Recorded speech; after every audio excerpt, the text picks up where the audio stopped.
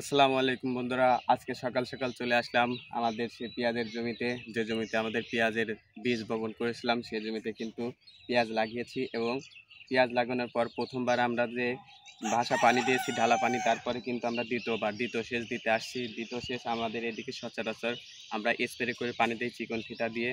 এবং এই পানি দেওয়ার আগে কি কি সার বীজ দিতে হয় সে বিষয়ে আজকে আপনাদের মাঝে বিস্তারিত তুলে ধরবো। তো আমাদের এখানে 20 শতাংশ জমি, আপনাদের আমরা আগে বলেছিলাম 20 শতাংশ জমিতে আজকে আমরা কি কি দেব। 20 শতাংশ জমিতে কিন্তু আমরা শুধু ইউরিয়া সার দেবো, 20 কেজি ইউরিয়া, মানে প্রতি শতাংশে 1 কেজি।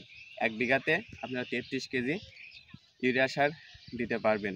এবং আপনারা চাইলে কিন্তু এর সাথে থিওবিট, 1 বিঘা জমিতে 1 কেজি থিওবিট মিক্সার করে আপনারা পুরা জমিতে সঠিকভাবে স্প্রে করে দিতে পারবেন। যদি আপনার পেঁয়াজের গ্রোথটা ভালো বৃদ্ধি পায়, সেক্ষেত্রে কিন্তু আপনারা সারের পরিমাণ কমায় দিতে পারবেন।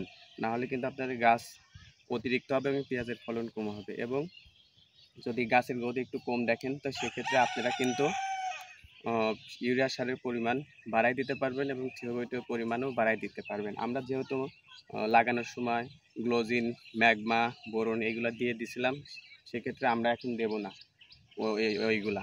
আর যারা বোরন, ম্যাগমা, গ্লোজিন এগুলো দেন নাই, অবশ্য তারা এই স্প্রের সময় ইউরিয়া সারের সাথে আপনারা দিয়ে দিতে পারেন।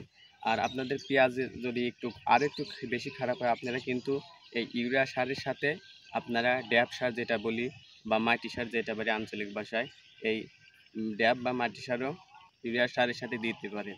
তো সেক্ষেত্রে কিন্তু আপনারা পরিমাণ মতন আপনাদের স্থানীয় রিটেলার যারা আছে তাদের কাছ থেকে পরামর্শ নিয়ে আপনারা সেই পরিমাণ মতন সার প্রয়োগ করতে পারবেন। যে জিনিসটা সার বোনার সময় লক্ষ্য রাখতে হবে, যে সার বোনার সময় কিন্তু কোনো জায়গাতেও ফাঁকা থাকা যাবে না, মানে গ্যাপ রাখা যাবে না। সঠিকভাবে সকল জমিতে সমানভাবে আপনারা সার প্রয়োগ করবেন। আমরা এখন তাই সঠিকভাবে সকল জমিতে সার প্রয়োগ করব। এবং সার প্রয়োগ করা শেষ হলে কিন্তু আমরা এই ফিতা দিয়ে সমস্ত জমিতে পানি স্প্রে দিয়ে দেব।